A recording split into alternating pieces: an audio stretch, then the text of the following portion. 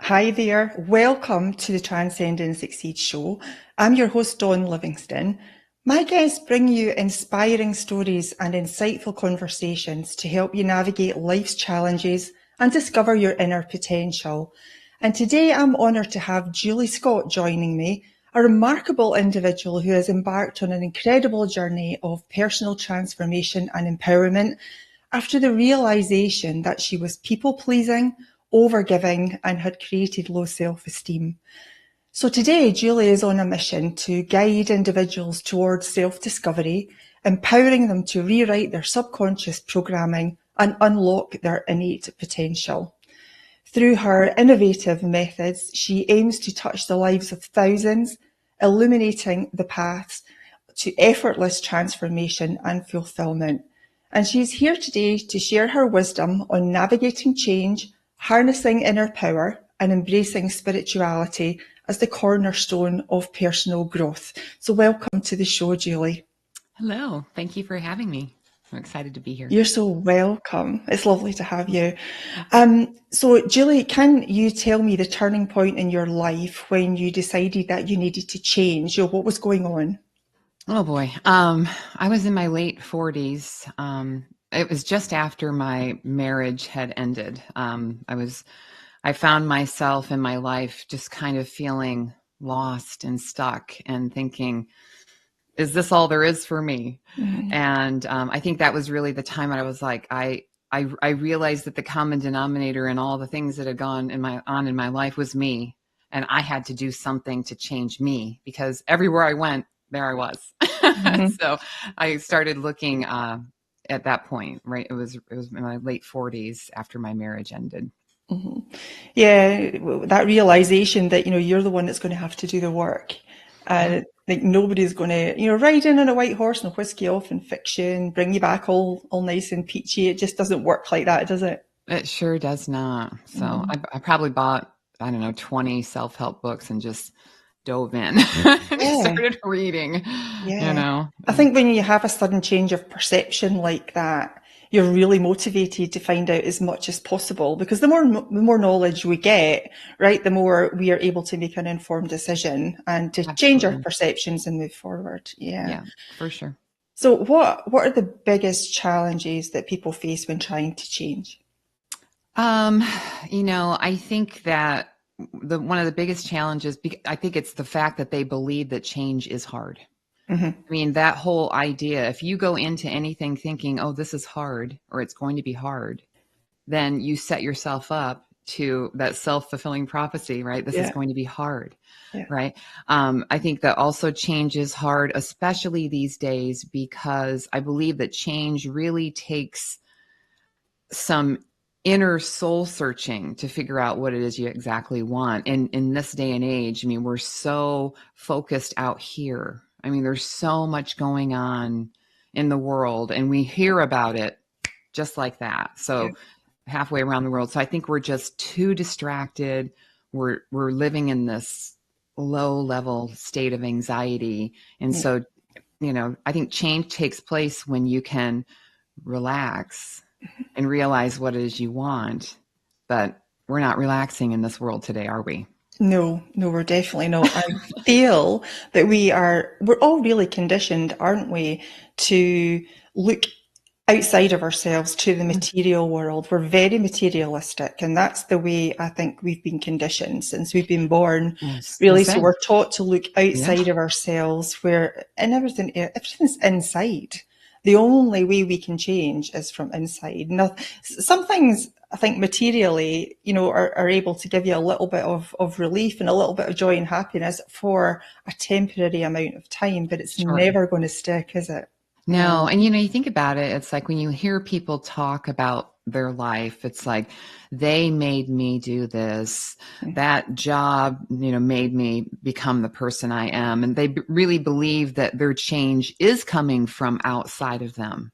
Yeah. But it never is. No. It's always coming from inside of us. And I think that's one of the biggest shifts that we have to make to be able to take the first step towards making real change. It's like everything starts and ends with me. With you. Mm-hmm. Woo! Yeah. A lot of responsibility, but I mean, people don't want to take the responsibility too. I mean, I know I have met and talked with many people who love that victim mentality. Life is happening to them. Yeah. They don't have any control over anything. It's like, and those are the people I just want to grab them and say, you have created everything in your life. And that's the good news. Yeah. Because if you created it all, you can create something new. Yeah, you can change it. Happy days. Yeah. Right? And don't we all go through that? I know for quite a few years in my life, I was of a victim mentality, like you said, thinking that the world was happening to you and not because of you. Yeah. And isn't it nice to be able to talk to people and help them change their awareness and let them understand that they have the power to take their life back and pop it on a path that they really want to be on. Right. Well, I mean, and I talk about this all the time with my clients too. It's like, it's all about perception. And I use really basic things. And it seems so interesting to me that every time I want to share this example, my glass is half empty or half full, right? It's like that whole way of looking at life. It's like, is this glass half empty or is it half full? Because if it's half full, great, I got a half full glass of water, or it's half empty. I mean, It's just something as simple as that. It's like the world is filled with wonderful people. And look who I meet. I met you. I mean, but it's so many things. But again, it all comes from within us. Yeah. And I like your glass half empty, half full point there. Look at the bit that's empty at the top. Is that not, you could look at that as potential and a challenge, so that your glass can be full. Yeah, it's just the way we perceive these kind of ideas. So true. I got my love goggles on today, so everything I see is love. Your love goggles. Oh, I like that. Yeah, I'm going to turn mine into love goggles as well. I like that. What about technology then, in your opinion? How does technology contribute to a sense of powerlessness and helplessness that makes it difficult to change? Well, I mean, as I said before, we have so much information. I mean, when you think about how much our conscious brain can process, it's actually very little that we can process. So when you think about it, with the news 24/7, with social media 24/7, in just all the information that we're hit with, whether it be television as well. I mean, just regular programming. Yeah, there's the word. I mean, but if you think about all the things that the media, for example, sells, it's a lot of fear. Oh yeah. Right. Because they think, it's like the shock, headline. I mean, that I could go down the rabbit hole with how headlines aren't even what's in the story.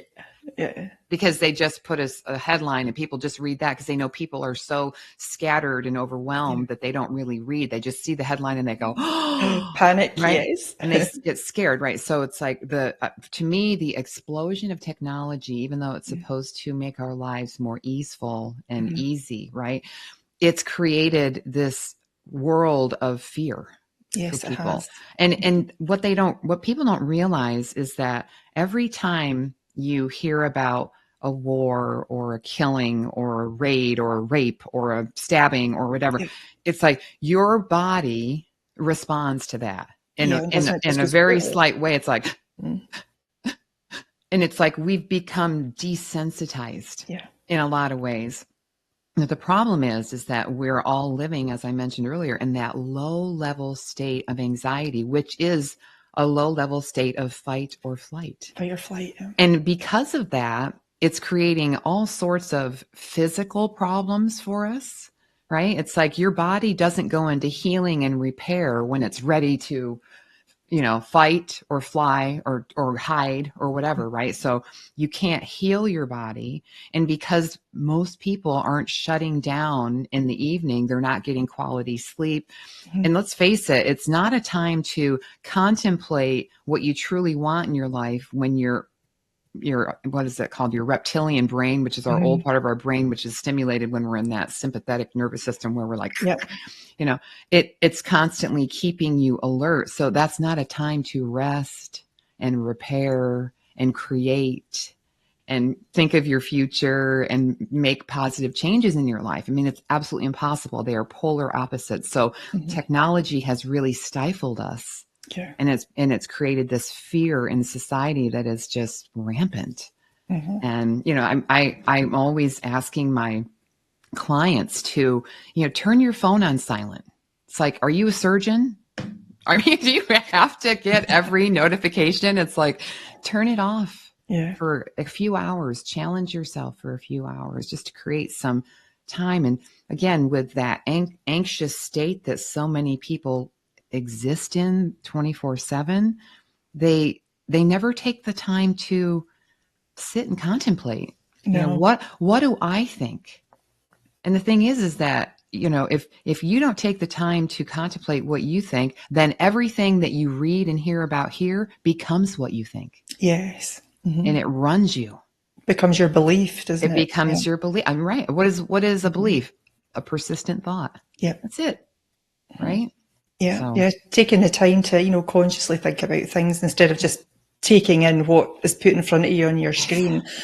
And I find that, I got, roped into this whole technology thing, having the world at your fingertips with your phone. And we were finding ourselves, sitting at night right up until bedtime on our phones, checking this, checking that, and not sleeping very well. Until about 6 months ago, where we decided to turn off the Wi-Fi at night. We're not looking at our phones, unless maybe we get an email that we want to quickly check something, but we're not looking at social media. We're not mindlessly scrolling. We're not watching the news for at least 2 hours before bedtime. And I've stopped doing that for at least a few hours in the morning as well. And I find that really helps. Now sleeping like a baby. Same. Yep. Sleeping like a baby. I haven't had a television in my bedroom for 7 years now. 7 years. Because I used to fall asleep with the TV on. Oh. And my sleep was so erratic. Right. And I took the TV out of my bedroom, and I'm like you. I haven't watched the news in probably 5 or 7 years too. I mean, that's just not something that I do. And people will say, "Oh, well, your head's in the sand." It's like, no, that's not it. I still know what's going on in the world because inevitably someone is going to tell me. Yes, that's what people talk about, right? Yeah. But the way I look at that, and the reason why I've chosen that for myself, is I realize, and you know this too, sister, that we are all energy. Yes. Right? And the best thing that I can do to heal the world is to heal myself. Yes. And to be the best person I can be, meaning raising my energy as high as I possibly can to affect all the people's lives that I touch.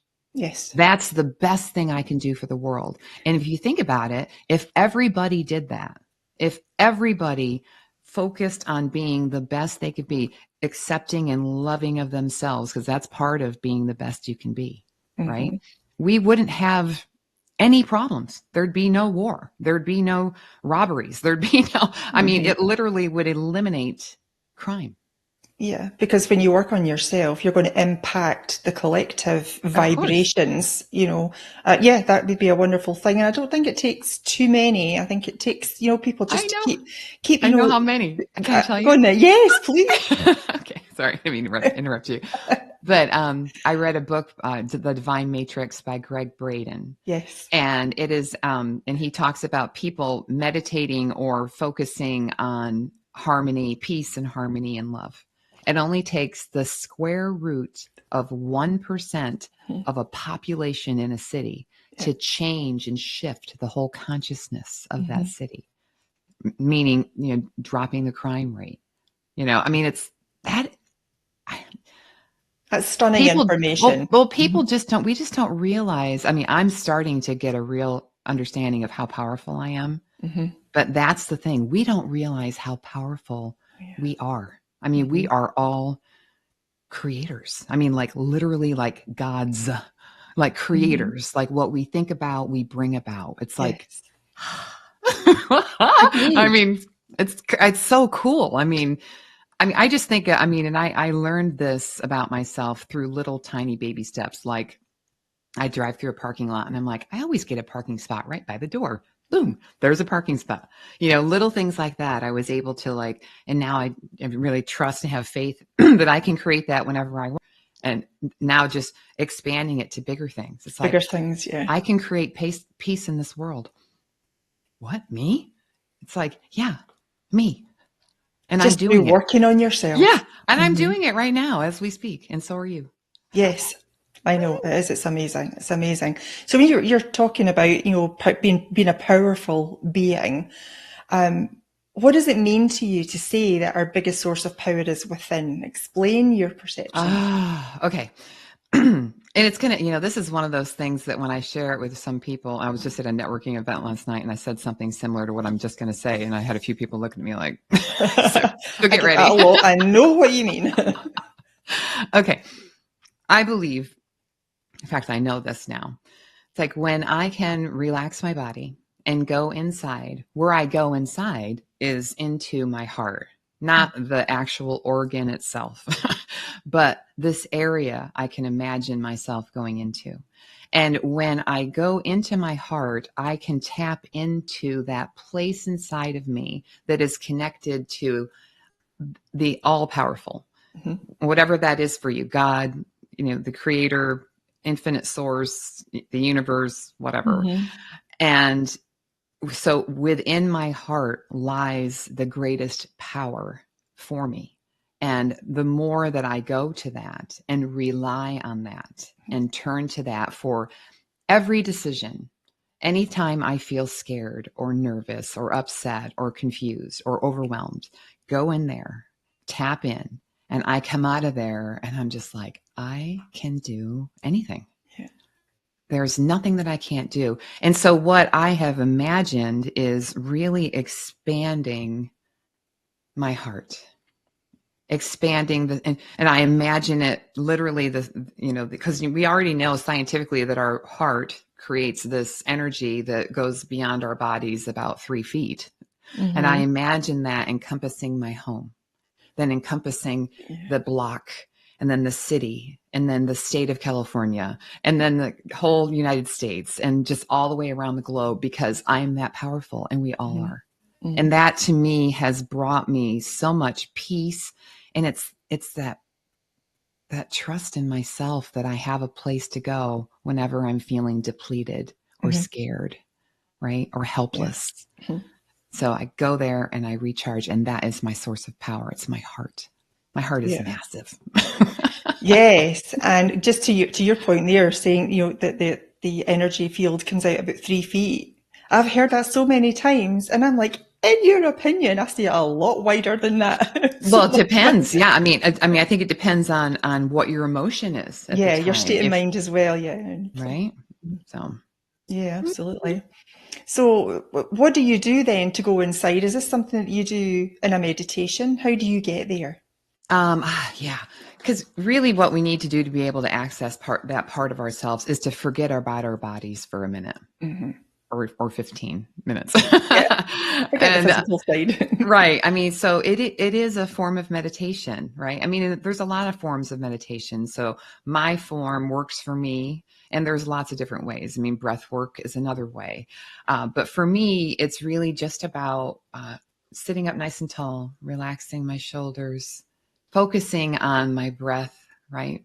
in and out, my ribs expanding and contracting, noticing the weight of my body in the chair. And then once I'm really relaxed, I almost can't feel my body, which is to me the best place to get to, because I'm so comfortable, I'm so relaxed that I can't feel my body, because I'm not really my body anyways. Yeah. But we won't go there right now. No, not right now. But that's what I do, is get my body so relaxed that I really can't feel it. And then I imagine myself traveling down into my heart. And I've also done something that I think has helped me so much, is I've decorated my heart, the interior of my heart. And just because I can make it whatever I want. Years ago, I went on my honeymoon at the Hyatt Regency in Poipu in Kauai. And so the interior of my heart looks like the lobby of that place. And why not? Got the ocean in front of me. I mean, it's a beautiful place, and it's massive. Sounds and perfect. It's open. It's beautiful. So that's how I access it, is through the meditation practice that I work on. Yeah, I tend to find that that's how I do it mostly. Morning meditations. I've started to do them every morning now.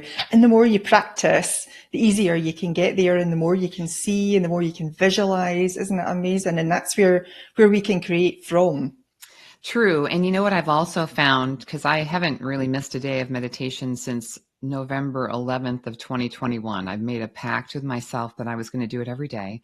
And I've only missed a few days, excuse me, with traveling and whatever.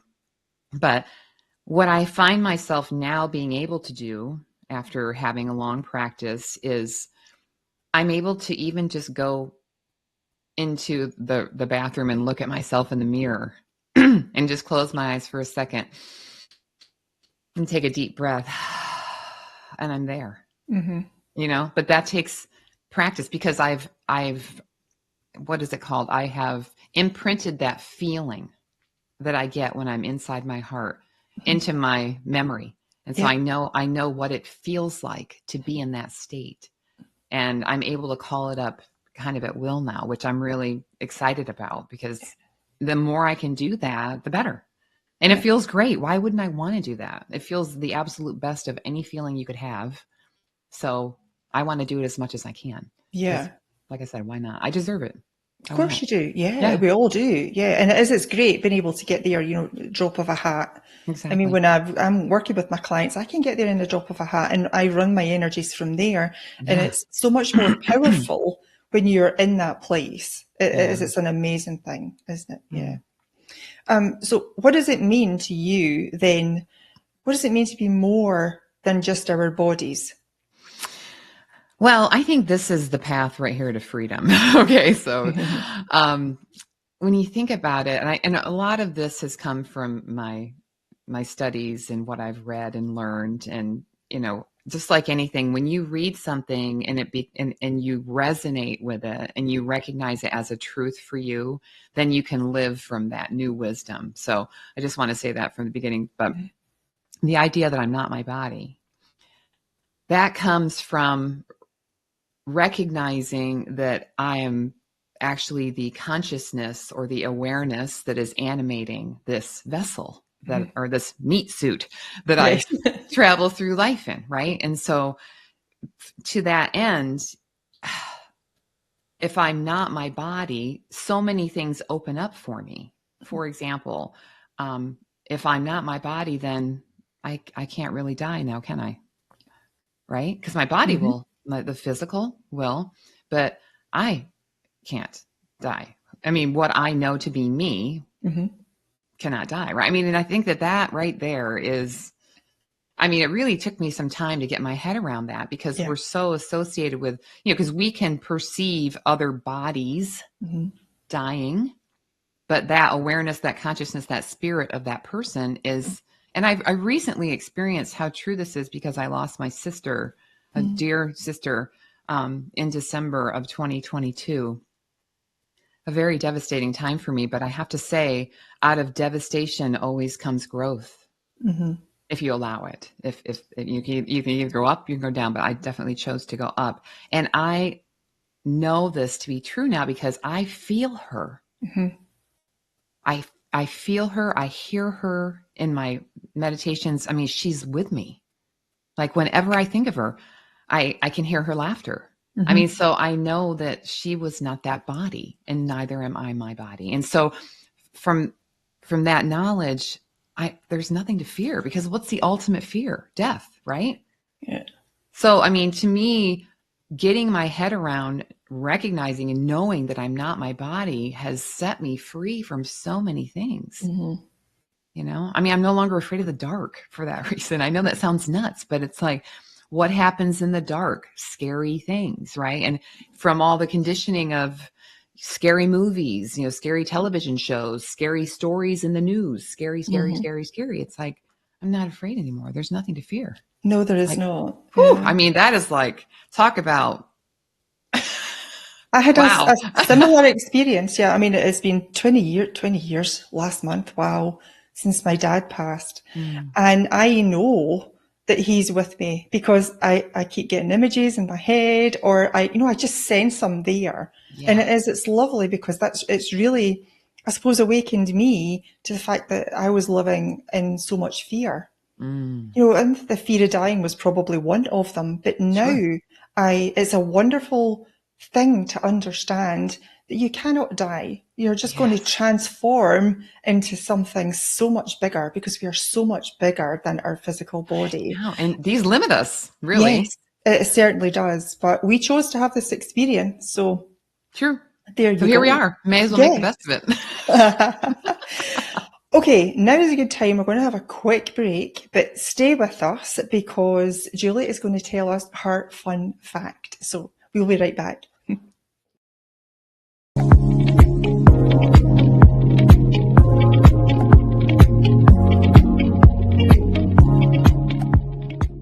Hi, I'm Bobby Aldridge with BAM Metrics. There are so many programs out there that measure your swing speed, sets, reps, your BMI, your body fat.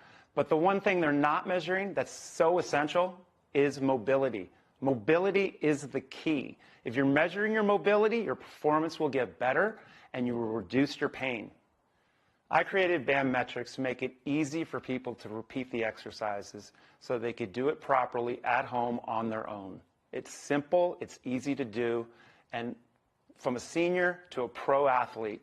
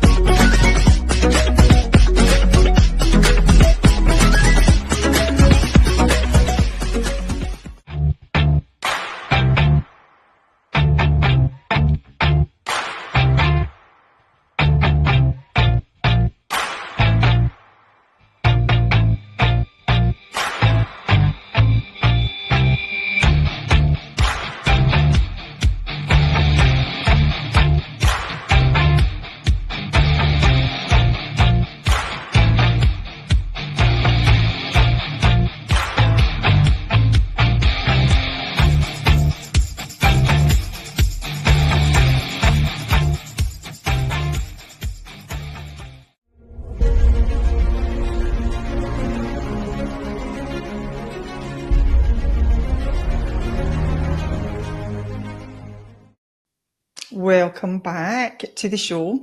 And I'm here today with Julie Scott. And Julie is going to tell us her fun fact. Okay. So I'm 58 years old, but right before I turned 50, I was feeling old. And in fact, I was calling myself an old lady all the time, but jokingly. I was like, oh, I'm an old lady now. La, la, la. And then a friend of mine told me I sounded crazy and sounded kind of stupid. So what I ended up doing to give the proverbial middle finger to turning 50 is I entered into a bikini competition. Wow, good for Actually, you. I did 2 in a row. So because the first time I didn't win anything and my sense of competition kicked in. And so the next time I did it the next year. So 50 and 51 years old, I did 2 bikini competitions. And the second time around, I cleaned house. Good I for won you. everything. That's amazing. Great. Well, Well, it good was for scary though. self-confidence. Yeah, I could imagine. It would be a bit out of your comfort zone, but that's the only way we grow, isn't it? Stepping That's out of so the true. comfort zone. Yeah. Oh, Very true. fantastic. Well done, you. Okay, so how does our spirituality influence our thoughts, feelings, and actions?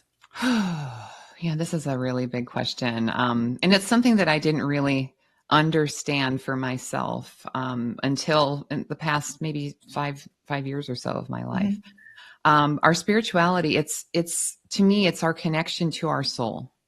And if we don't have that connection to our soul and we're ignoring, and you can call your soul, your spirit, your intuition, your inner voice, your still small voice within, whatever that is, they're all the same thing. It's that part of you inside that wants the very best for you and has always has your highest and best good at heart, right? And so to me, if you're not connected to that part of you, if you don't have your sense of spirituality, you are constantly, again, focused out here and reacting to outer stimulus, and you're flailing in life. You feel lost, you feel frustrated, angry. I mean, it's like you're just, it's like banging your head against the wall. You really are lost in life. I mean, I felt for many years that I was adrift in life.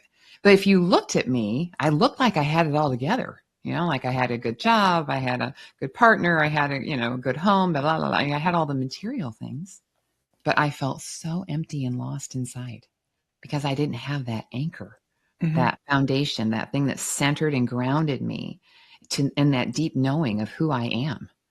I mean, it's essential because otherwise you're just, again, someone else is going to tell you who you are.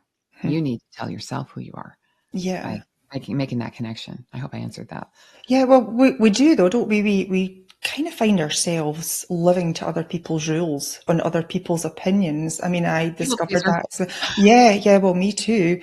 I was, happier, making everybody else happy and dying inside, and didn't actually realize I was doing that. I would, you tell yourself that you're so strong because you're holding it together, even though you don't feel right and things aren't going your way and you're not happy about this, that, or the next thing. But bottling all that up is really quite detrimental to It us, to our is. growth, isn't it? It just kind of stunts everything. Yeah. And I remember in those days, because it was decades that I spent my life, taking care of other people. One thing I noticed that did for me, if it could do anything for me, was it helped me avoid working on myself. As I was trying to fix and help and save other people, it kept the focus off of me. So during the time I was doing those things, I felt good in a way because we all like to give, right? That feeling of giving feels good, but then only to a certain extent. And then you feel bitter and resentful on the inside if you're really honest with yourself. Yeah. Because you're pouring from an empty cup, right? I mean, it's just, it's such an interesting thing. But once I recognized that, everyone thought I had everything together, but I just felt so bitter and angry underneath. And I'm like, what's going on with me? It's just like, this isn't who I am. This is not who I want to be, Yeah. And we tend not to speak up and speak our truth, which really comes from within, doesn't it? It's like, your soul level. It's like your inner child screaming to be heard. Yes. And because we are suppressing it, things just don't go right in our life. Yeah. Well, I mean, my experience with a lot of clients that I've worked with, when I ask them, what do you want?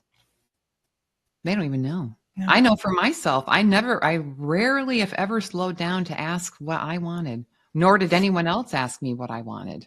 Yeah. I was always just like, oh, whatever you want, whatever you want. Conditioning, isn't it? Yeah. It is, because I want to be a good girl. I want to be liked. I want to be loved, accepted, belong. All, I mean, right? I mean, those are, and it's just so interesting how you don't know what you don't know. I mean, I know that's, but I mean, when you really do truly connect with that part of you, you do start to recognize what it is you want. You start tapping into those desires that you had when you were a little kid. It's like, you know what? I always wanted to be a gymnast. You did? I'm almost 6 feet tall, so it probably wasn't in the cards for me. But but just things that make you feel alive. So, I mean, part of my life is a lot of hard, strenuous exercise. I love that. It just makes me feel alive, but tapping into that part of you have to figure out what it is you want before you can go about creating it. Yeah. And again, it's all about, what resonates with you. Yeah. Take that from the inside, call it your intuition or your gut feel, whatever it is, but it's whatever feels right, not what you're told is right. Or what other people want you to do. Yes. And that Or what's happens a lot, I acceptable. find. Your parents try to, kind of, channel their kids towards a career and an environment that they want them to have, not what that child is naturally, I suppose, supposed to do. Yeah. Well, I mean, it's because, and our, excuse me, our parents are, I look at everybody like we're doing the best that we can with what we know and what we believe about ourselves, right?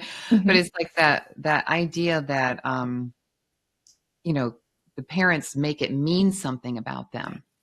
If my child isn't a doctor or a lawyer or super successful or whatever they consider to be success, Yes. if it's money or, whatever status, it's like that. It's the meaning that they assign to themselves, that they didn't worry so much about what everyone else thought about how they're parenting their children. Yes. But you see, all of that just comes from inside them because everybody else is just worrying about themselves. Yeah. We're all doing it to each other. Yeah. Funny thing, it's like, but again, connecting with your inner self gives you that confidence to do whatever it is you want to do, regardless of what anyone else is saying around you. I mean, when I first started life coaching, my mother said to me, bless her heart, when are you going to get a real job? Like, well, this is a real job. But I mean, I know she just comes from a generation where life coaching isn't something that was for, just what she knew. Yeah, our ancestors, they do their best. They teach us from what they've been taught. So it's nobody's fault, really. But it is our responsibility to change it if we're unhappy with our life. Yeah, absolutely. I so agree. Talking about childhood, how do unhealthy habits and patterns from our childhood affect our ability to make lasting changes as an adult? Ooh, okay. Thanks for that monster question. Okay. Well, this is something that I think, a couple of things I'm going to say, your audience is going to go, yeah. I know that. But I'm going to say it again, but hopefully spin it in a way that will make them see it a little bit differently. As we all know from psychology, in our formative years from 0 to 7, that's when we receive our core programming, right? So as a child, as a little girl, little boy, you are a sponge. And you're very egocentric, meaning you think everything is because of you. So when something happens around you that makes you feel scared or angry or frustrated, right? You start assigning meaning to yourself based on what's happening around you. And I think the best way to explain this is really with an example from one of my clients. She, as a little girl, when she would get picked up from school, she was probably 6 or 7 years old. Her mom would take her to the park after school to blow off some steam and then come home. Well, this one day she was ready to go to the park. She had a friend who was going to meet her at the same park. And so she was really excited to go to the park. But that day, for some reason, her mother said, we can't go to the park. And so she threw this temper tantrum in the back seat of the car. When they got home, she was sent to her room because she's being a bad girl. And while she was in her room, she heard her parents in the kitchen arguing very loudly, like she had never heard before. So it made her very scared. And then within about a month, her parents told her that they were getting a divorce. So she connected the dots that her throwing a temper tantrum, asking for what she wanted, had created that outcome of her parents divorcing. But of course, that wasn't the reason. But we lack the reasoning when we're a child. So that core belief of I need to be a good girl, I need to be quiet, I need to not rock the boat, right? That was her core programming. And then on top of that, so once you have a core program, it's like, okay, I believe this to be true. So you're going to seek out evidence that that is true in every experience moving forward in your life because we want to be right. And on top of that, those goggles of that core programming, right? That tells us that we need to be quiet, right? All the information that's coming into us is going to be filtered out to confirm that belief, because that's how our brains work. Because there's so much information the subconscious is filtering out information that doesn't match up with our beliefs. It's like, so that's why that core belief that we get as a child is so important to rewrite.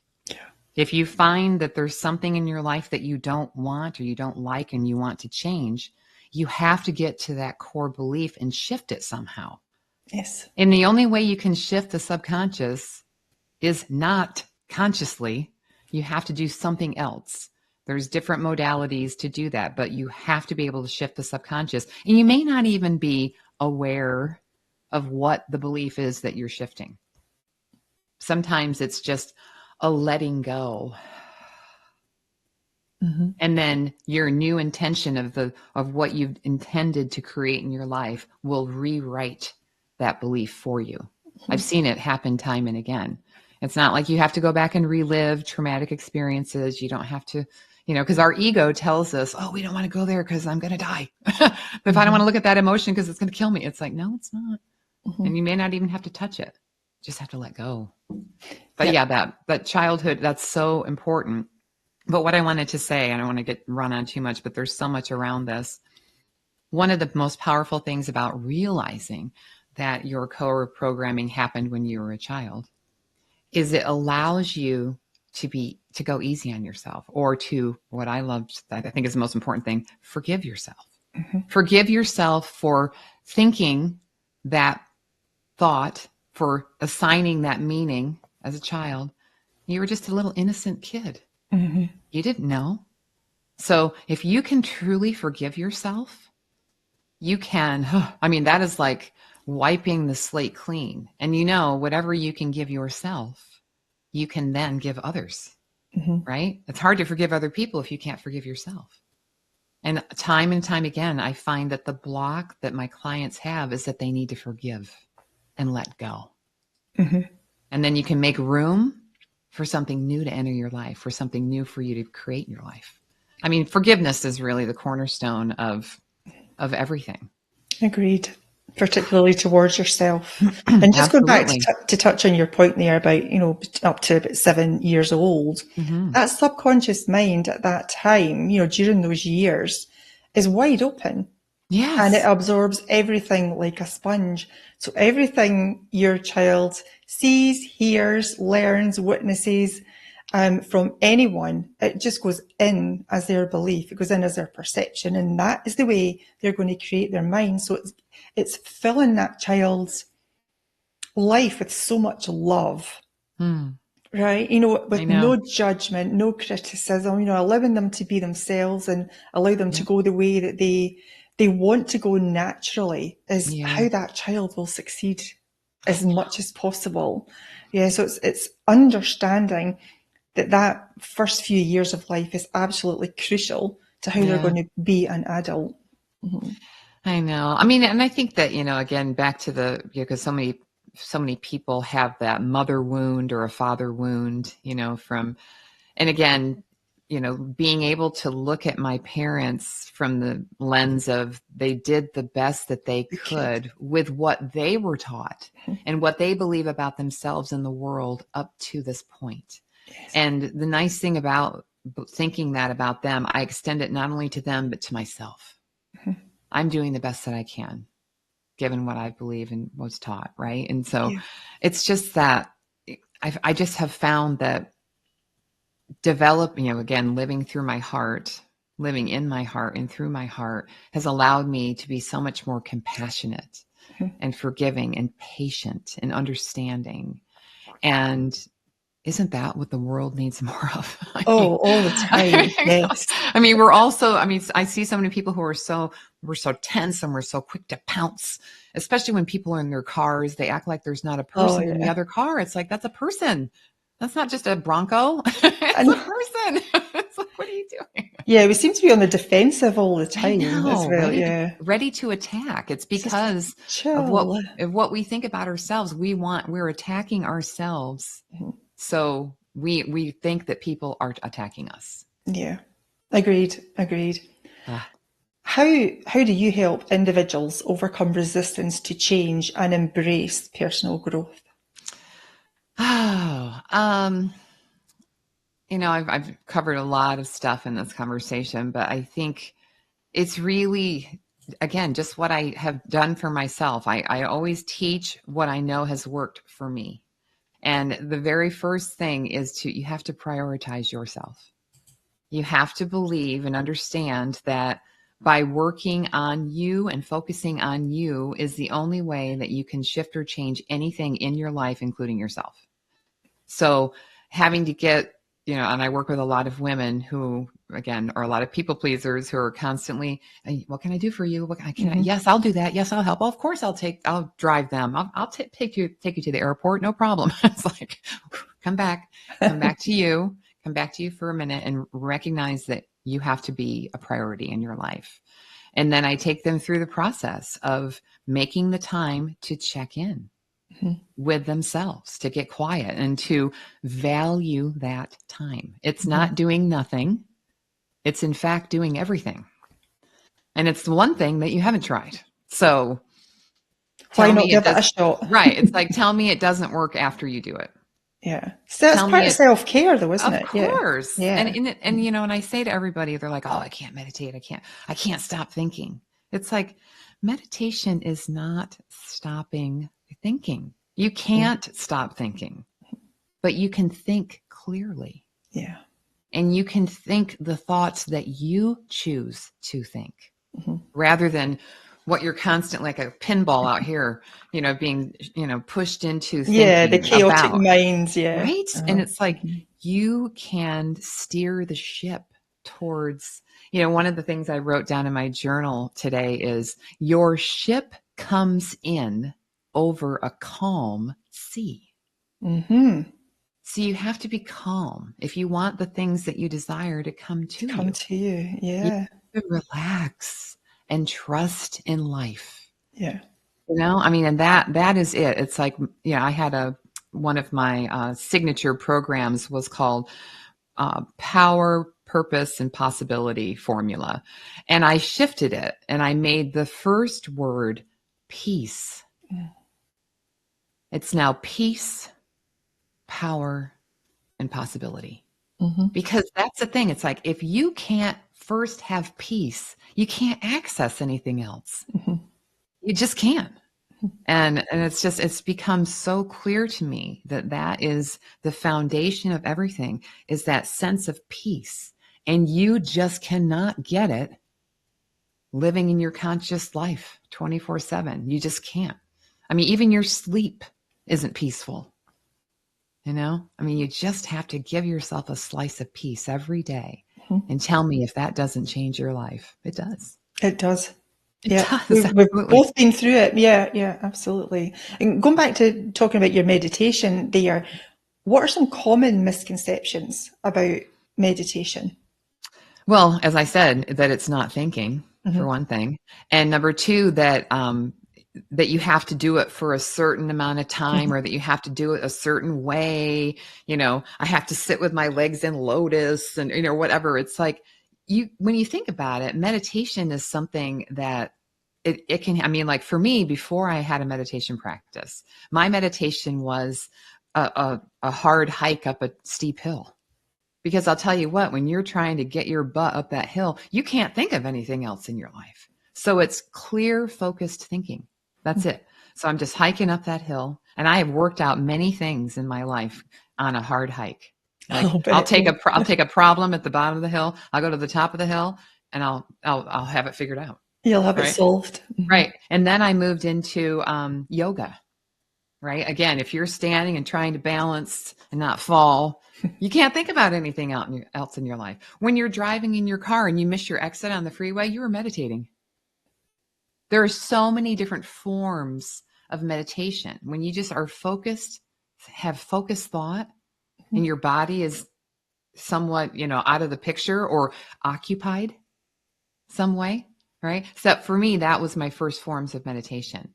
And then when I started going into actual meditation, I have something on my phone called Insight Timer. It's an app for meditation. I've had it on my phone for probably 6 years now. And they have this timer where you can set it for 5 minutes and you can choose the music in the background, or it can be a guided meditation.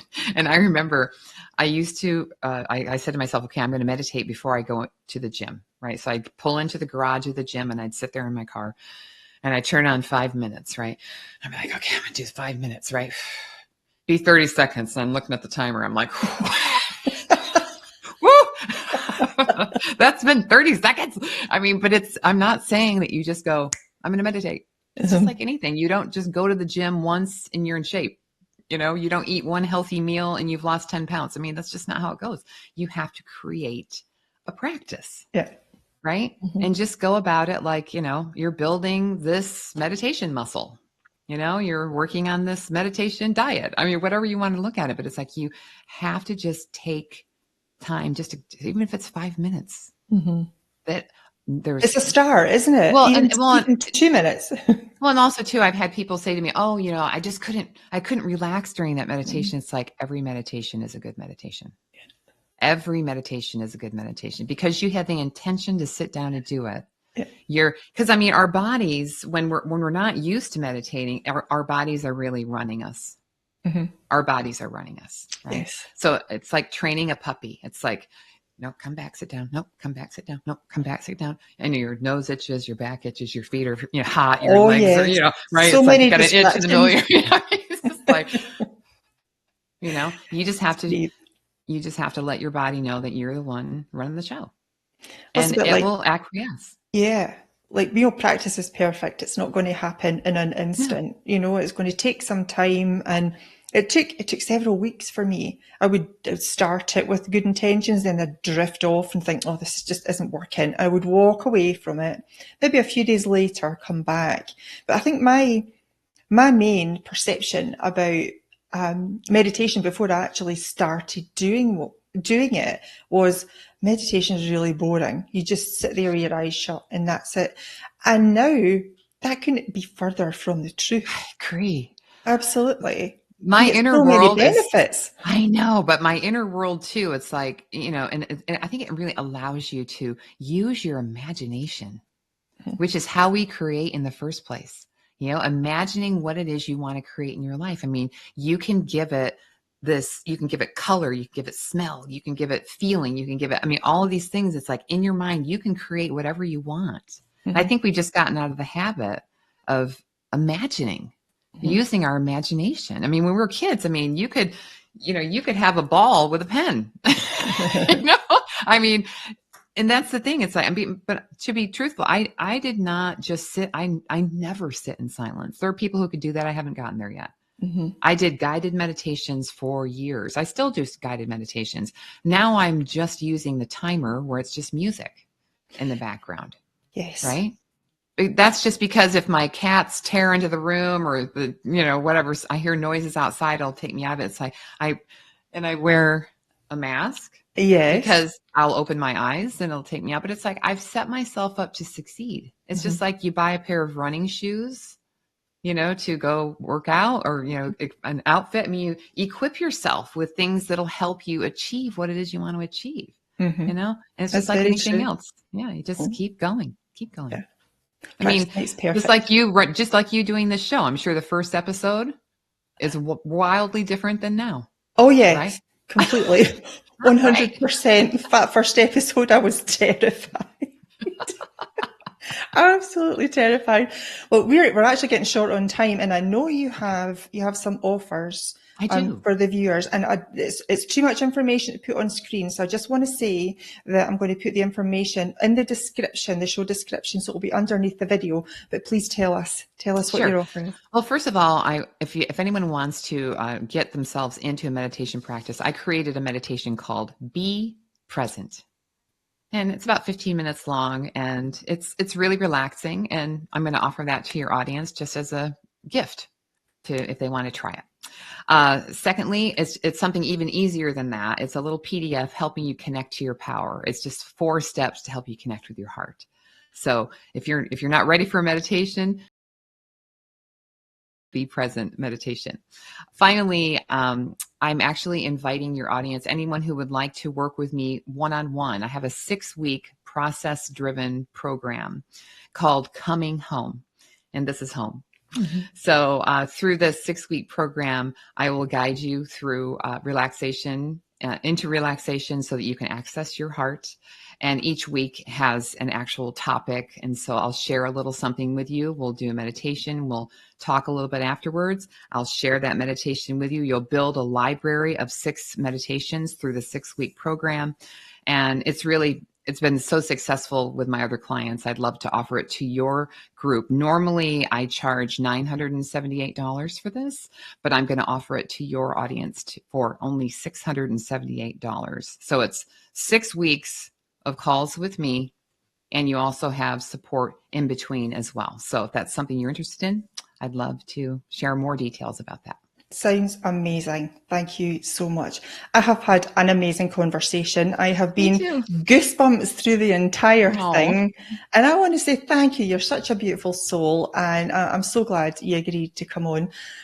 Hopefully we can have you back at some point in the future. That would be incredible. But in the meantime, thank you so much. Thank you, Dawn. Appreciate it. And thank you to the audience for watching, and be mindful and take care of yourselves, and we'll see you next time.